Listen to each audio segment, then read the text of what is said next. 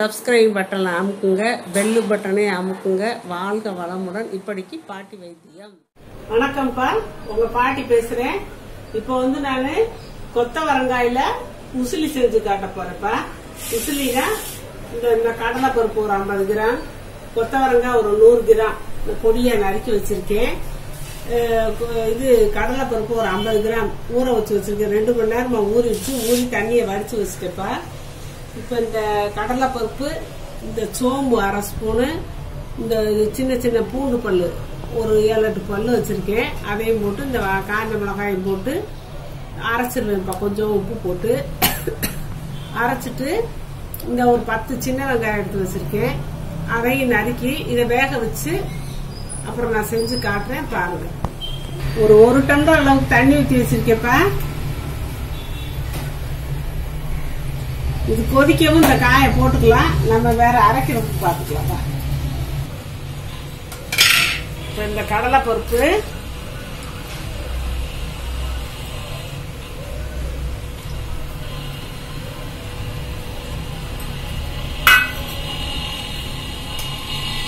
சோம்பு, காஞ்ச மிளகாய், பூண்டு, இந்த அளவுக்கு உப்பு. இந்த பருப்பு இந்த இதுக்கு உப்பு நான் காய்க்கு தனியா உப்பு போட்டுக்கிடுவேன். இப்ப இதை நான் ட்ரையா தான் அரைக்க போறேன்ப்பா.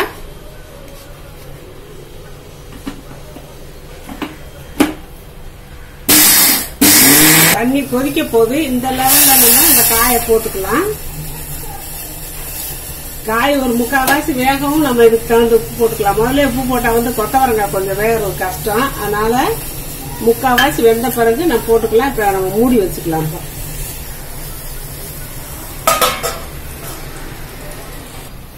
இப்ப இந்த அடுப்புல இட்லி சட்டில தண்ணியை கொஞ்சம் ஊத்தி அடுப்பு பத்த வச்சுக்கிடுவோம். இட்லி தட்டை உள்ள வச்சுக்கிடுவோம்ப்பா.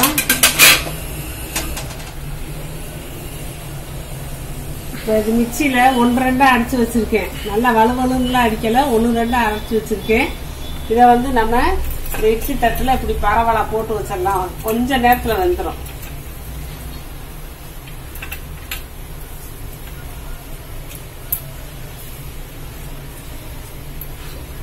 சும்மா மசிச்சு வச்சாப்புல வச்சிருக்கேப்பா.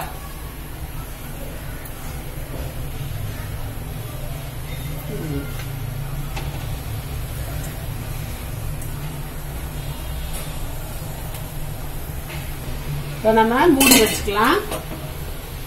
இப்ப இதுல கொதிச்சுக்கிட்டு இருக்குப்பா. கொத்தவரங்காய் கொதிக்குது. அடுப்ப சிம்ல வச்சுக்கலாம். அது பாட்டுல இந்த கொதி நிலையிலே இருக்கட்டும். இந்த இட்லி சட்டியில ஆய் வந்துருச்சுப்பா. சும்மா ஒரு 2 நிமிஷம் 3 நிமிஷம் ஆய் வந்தாலே போதும். நம்ம இறக்கலாம், அடுப்பை ஆஃப் பண்ணிக்கலாம்.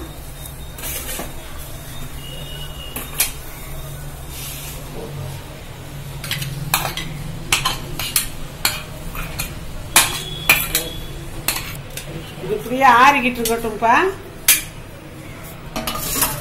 துவச்சுக்கிட்டு இருக்குப்பா. 3/4 வெந்திருக்கும். இப்ப இந்த கொத்தவரங்காய் கிழவா நம்ம உப்பு போட்டுக்கலாம்ப்பா. உப்பு போட்டுக்கலாம். கொஞ்சம் மஞ்சத்தூளும் போட்டுக்கலாம். எதுலையுமே நம்ம மஞ்சத்தூள் சேர்க்கறது நல்லது. ஒரு 4-5 சிட்டியே இருக்கும் போட்டிருக்கேன்.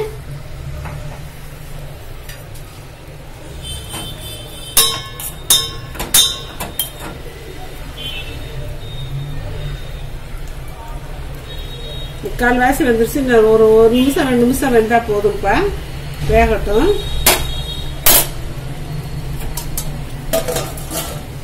இப்ப அந்த பருப்பு அவிச்சு வச்சிருக்கோம்ல, இதை போட்டு நம்ம லேசா மிக்சியை ஒரு ஓட்டணும்னா அப்படியே தூள் தூளா வரும்பா. பூ மாதிரி வரும்.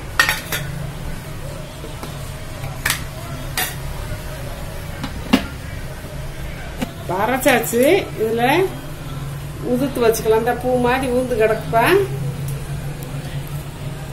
புட்டு மாதிரி இருக்கும். இப்படி இருக்கட்டும். காய் வெந்துருச்சுப்பா. வடிச்சு கொஞ்சோண்டு தண்ணி வச்சு வடிச்சு வச்சிருக்கேன். இதை இது பண்ணி வச்சிருக்கேன். தாளிச்சு ஒன்று கலக்கிறேன் பாருங்க. இதுலயும் உப்பு இருக்கு, இதுலயும் உப்பு கரெக்டா போட்டிருக்கேன். தாளிச்சிட வேண்டியதுதான். 1 ஸ்பூன் எண்ணெய் ஊத்திக்கலாம்ப்பா.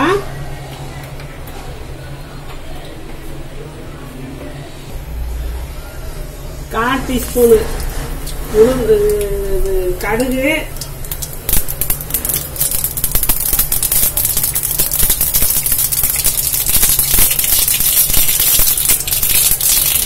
கால் டீஸ்பூன் உளுந்து,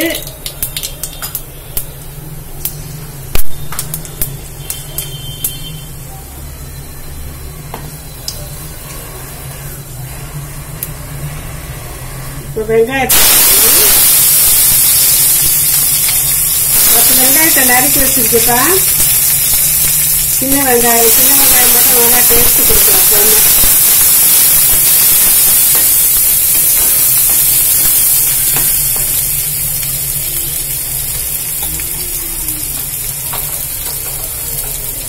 இந்த வெங்காயத்துக்கு அளவா ஒரு சிட்டியை உப்பு போட்டுக்கலாம். அதுல கரெக்டா போட்டேன். இந்த வெங்காயம் நல்லா வதங்கும். அதுக்கு அளவா ஒரு சிட்டியை மட்டும்தான் போட்டேன்.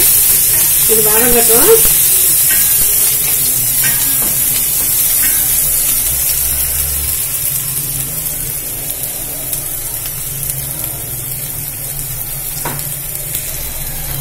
கடலைப்பருப்பு இந்த கொத்தவரங்காயெல்லாம் வாயுன்னு சொல்லுவாங்க. அதனால நம்ம கொஞ்சம் பெருங்காயமும் சேர்த்துக்கலாம்.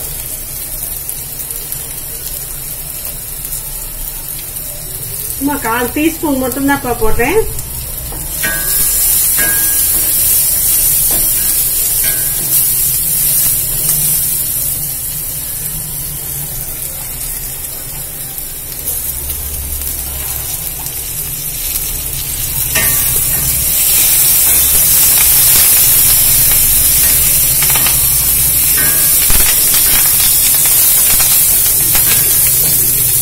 வெங்காயம் வதங்கினா நல்லா வாசம் கொடுக்கும் சமையலுக்கு.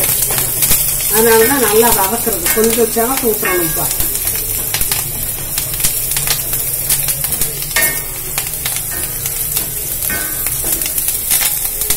சிவக்க ஆரம்பிச்சுப்பா. போதும். இந்த கொத்தவரங்காய போடுறோம்.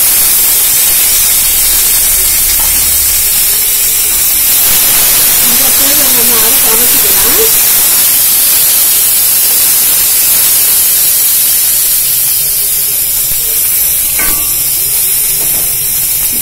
கடலைப்பருப்பு எல்லாம் அரைச்சி வச்சோம் இல்லையா, அதை நம்ம போட்டுடலாம்.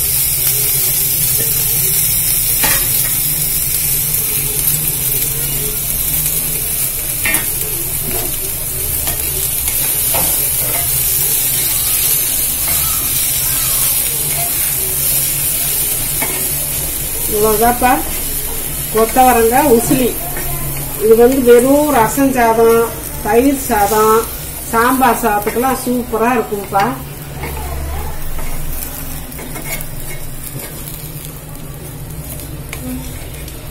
உசிலி ரெடி ஆயிடுச்சு. உசிலி ரெடி ஆயிடுச்சுப்பா. இந்த பாத்திரத்துல நம்ம மாற்றி வைக்கலாம். இப்ப இந்த கொத்தவரங்காய் உசிலி செஞ்சா சூப்பரா இருக்கும்ப்பா. நம்ம கொத்தவரங்காய் வேற மாதிரி எல்லாம் செய்யலாம். இருந்தாலும் இந்த உசிலியை எல்லாருக்கும் பிடிக்கும். அதனால இப்படி செஞ்சுக்கோங்க. ஒரு 100 கொத்தவரங்காய் இருந்தா போதும். 100 கிராம் 50 கிராம் கடலைப்பருப்பு இது வச்சு நம்ம சூப்பரா செஞ்சு அருமையா சாப்பிட்டுக்கலாம்ப்பா. வாங்க வளமுடன். இப்ப நிறைய பேர்ப்பா அவங்க கொஸ்டினுக்கு ஆன்சர் சொல்றதுலன்னு கேக்குறாங்க. சொல்லிக்கிட்டு தான் இருக்கேன். நான் அதுக்குன்னு சொல்லி பார்வையாளர்கள் கேள்வி பதில் நான் போட்டிருக்கேன். அதை பார்த்துக்கோங்கப்பா. அதை பார்த்தீங்கன்னா உங்களுக்கு தெரியும். நான் வரிசையா கேள்வி பதில் போட்டுக்கிட்டே இருக்கேன். அதுல போட்டு பார்த்தீங்கன்னா நீங்க கேட்ட கேள்விக்கெல்லாம் நான் பதில் சொல்லிடுறேன்ப்பா. அதை கட்டாயம் நீங்க பார்த்து தெரிஞ்சுக்கோங்க. சப்ஸ்கிரைப் பட்டனை அமுக்குங்க, பெல் பட்டனை அமுக்குங்க. வாழ்க வளமுடன். இப்படிக்கு பாட்டி வைத்தியம்.